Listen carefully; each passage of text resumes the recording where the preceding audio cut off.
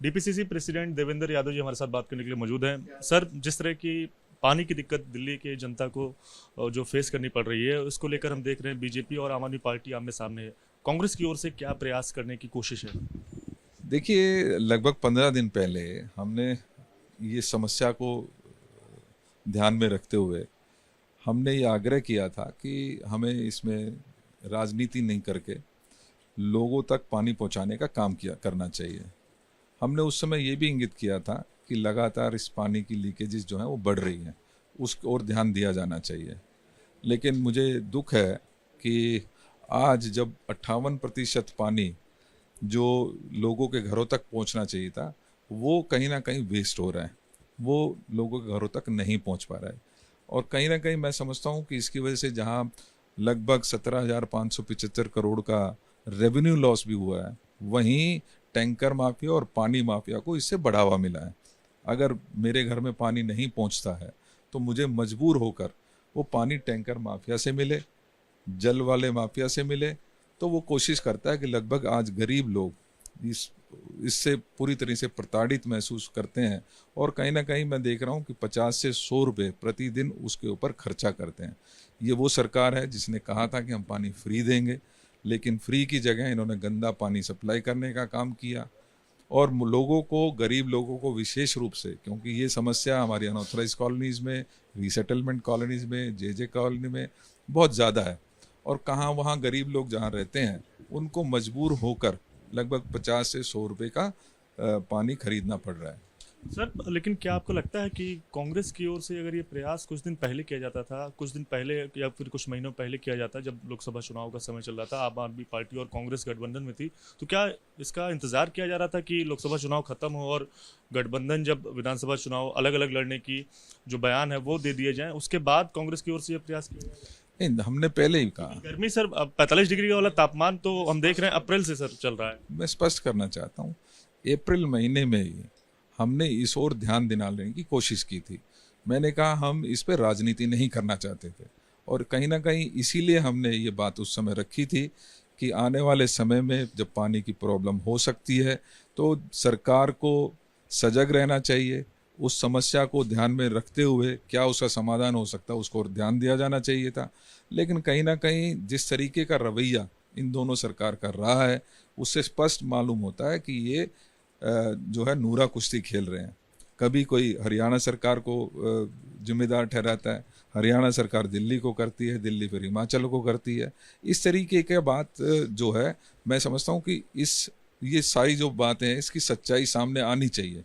और हम इसलिए आज ये भी मांग करते हैं कि विशेष सत्र दिल्ली का बुलाया जाना चाहिए। उसमें ये समस्या का क्या कारण रहा है और क्या समाधान होना चाहिए उसके ऊपर चर्चा की जानी चाहिए। इसके साथ साथ, क्योंकि हम आज विधानसभा में नहीं है, हम ओपन चैलेंज भी करते हैं कि हम दिल्ली की जब हम सरकार, हमारी कांग्रेस की सरकार होती थी, शीला दीक्षित जी की सरकार होती थी, तो हम समय रहते इन समस्याओं का समाधान करते थे। हम प्रॉपर एक्शन प्लान तैयार करते थे, ये सुनिश्चित करते थे कि यूपी से कितना पानी आना है, हरियाणा से कितना पानी आ रहा है, उसके ऊपर विशेष हमारा ध्यान रहता था।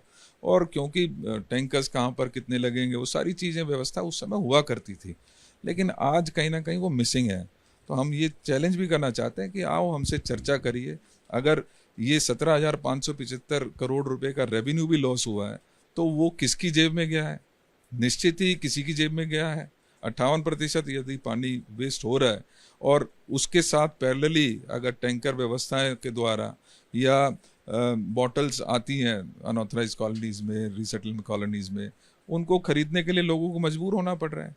सर, 17,575 करोड़ स्कैम की जो आपने जांच को लेकर सेंट्रल विजिलेंस कमीशन को आपने लेटर भी लिखा है। बीजेपी की ओर से लगातार ये कहा जा रहा था कि आरोप लगाए जा रहे थे कि जल बोर्ड भ्रष्टाचार के घोटालों का बोर्ड बन गया है। तो क्या कांग्रेस को भी लगता है कि जल बोर्ड में घोटाला हुआ है और इसी के चलते जो दिल्ली वाले हैं उन्हें पानी की समस्याओं का सामना करना पड़ रहा है, और जिसके लिए आपने जाँच के लिए भी लेटर भी लिखा है?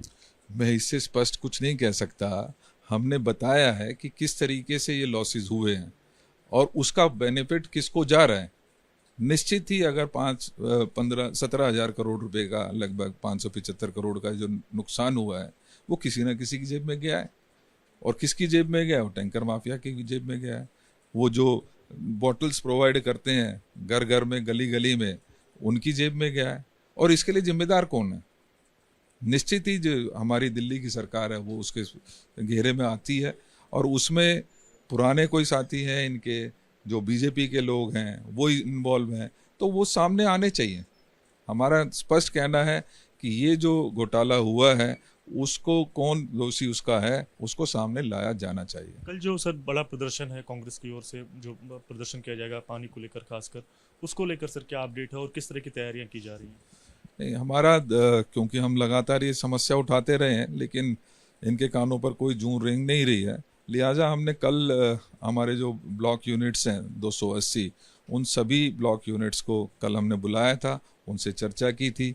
क्योंकि समस्या भारी है, बड़ी है, तो हमने उसी समय ये फैसला लिया कि हम 280 की 280 ब्लॉक्स में मटका फोड़ने का कार्यक्रम कल करने जा रहे हैं। वो सुबह 10 बजे से 1 बजे के बीच में हमारे सभी साथी लोकल लोगों को लेकर ये प्रदर्शन करने जा रहे हैं। सर आखिरी सवाल, 10 साल पहले कांग्रेस भी सत्ता में थी दिल्ली में, तो अगर उस समय ऐसी परेशानियां होती, ऐसी समस्याएं होती, तो किस तरह से समाधान निकाला जाता, और आप क्या केजरीवाल सरकार को क्या सुझाव देना चाहेंगे?